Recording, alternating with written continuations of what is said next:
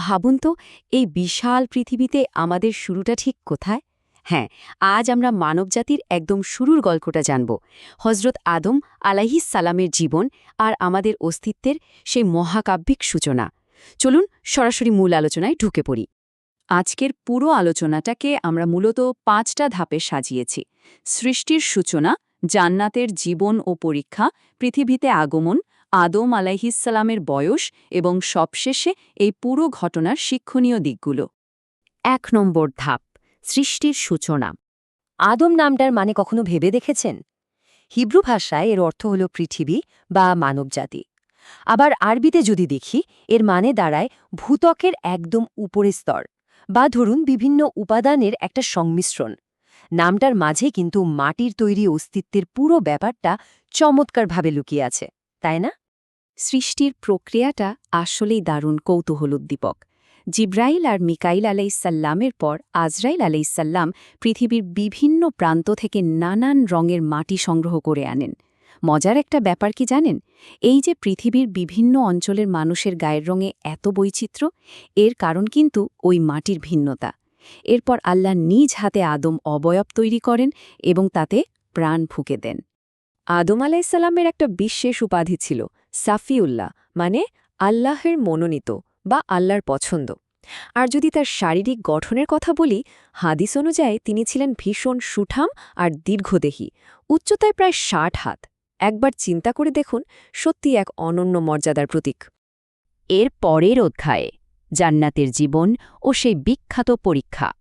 এখানে শুরু হয় মহাবিশ্বের প্রথম সংঘাত। কারণটা কি? নিছক অহংকার। আল্লাহ যখন আদমকে সিজদা করার নির্দেশ দিলেন, ফেরেশতারা বিনা বাক্য ব্যয়ে তা মেনে নিলেন। কিন্তু ইবলিস, সে সোজা অস্বীকার করে বসল। তার যুক্তি ছিল, সে আগুনের তৈরি আর আদম মাটির তৈরি। এই ভয়ঙ্কর অহংকারী ছিল মহাবিশ্বের প্রথম অবাধ্যতা, আর এর ফলেই ইবলিস হয়ে যায় অভিশপ্ত। এরপর তো সেই পরিচিত পরীক্ষার মুহূর্ত। শয়তানের ধোকায় পড়ে তারা দুজনেই জান্নাতের সেই নিষিদ্ধ গাছের ফল খেয়ে ফেলেন। কিন্তু এখানে সবচেয়ে বড় শিক্ষণীয় ব্যাপারটা হচ্ছে, ভুল করার পর তারা কিন্তু জেদ ধরে বসে থাকেননি, বরং আন্তরিকভাবে অনুতপ্ত হয়ে ক্ষমা চেয়েছেন। আল্লাহ তাদের ক্ষমাও করে দেন।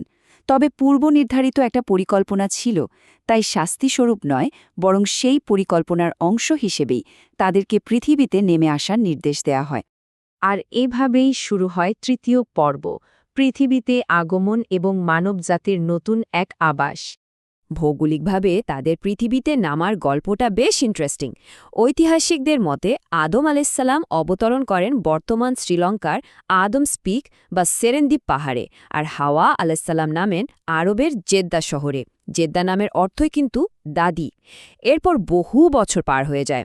অবশেষে মক্কার কাছে আরাফাতের ময়দানে তাদের সেই আবেগঘন পুনর্মিলন ঘটে। এই যে আরাফাত শব্দটা, এর অর্থই হল পরিচিত হওয়া বা চিনতে পারা।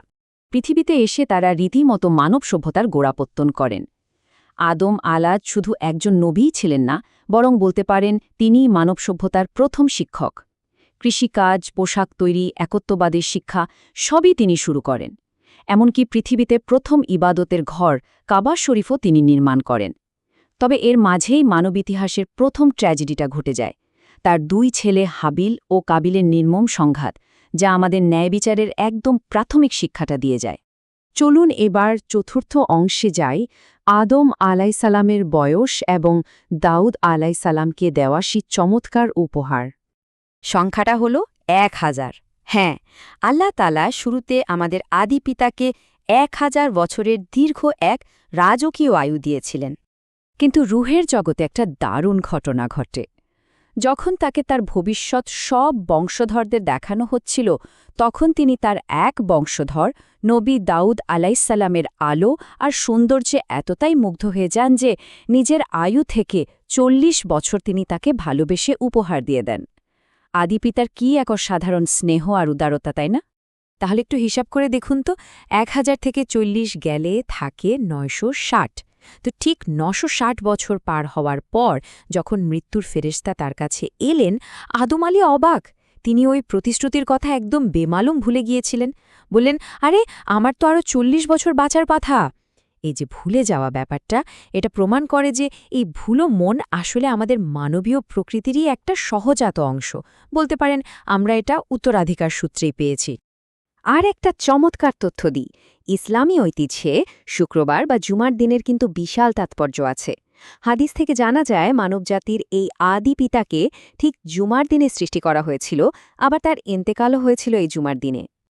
এবার আসি আমাদের আলোচনার একেবারে শেষ পর্বে, শিক্ষা ও তাৎপর্য।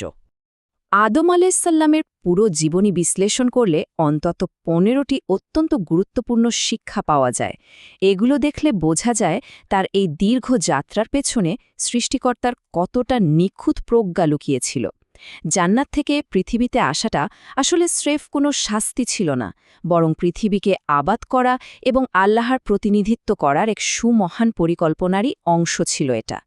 পুরো ঘটনাটা থেকে যদি একদম কোর লেসনগুলো বের করি তাহলে দাঁড়ায়, প্রথমত মানুষকে ফ্রি উইল বা স্বাধীন ইচ্ছাশক্তি দেওয়া হয়েছে।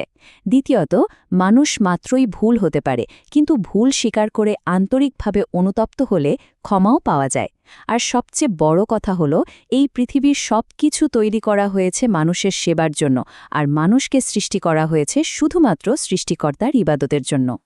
শেষ করার আগে একটা প্রশ্ন রেখে যেতে চাই, মানব জাতির এই প্রথম ভুল এবং আন্তরিক অনুশোচনার যে অসাধারণ শক্তি আমরা দেখলাম, তা পৃথিবীতে আমাদের প্রতিদিনের সিদ্ধান্তগুলোকে কিভাবে প্রভাবিত করতে পারে? আদম আলাইহিসসালামের এই যাত্রা শুধু পুরনো দিনের ইতিহাস নয়, এটা আধুনিক জীবনে আমাদের পথ চলার একটা টাইমলেস ব্লুপ্রিন্ট। আজকের আলোচনা এখানেই শেষ করছি। এই ভাবনাটা নিয়ে একটু চিন্তা করে দেখবেন কিন্তু।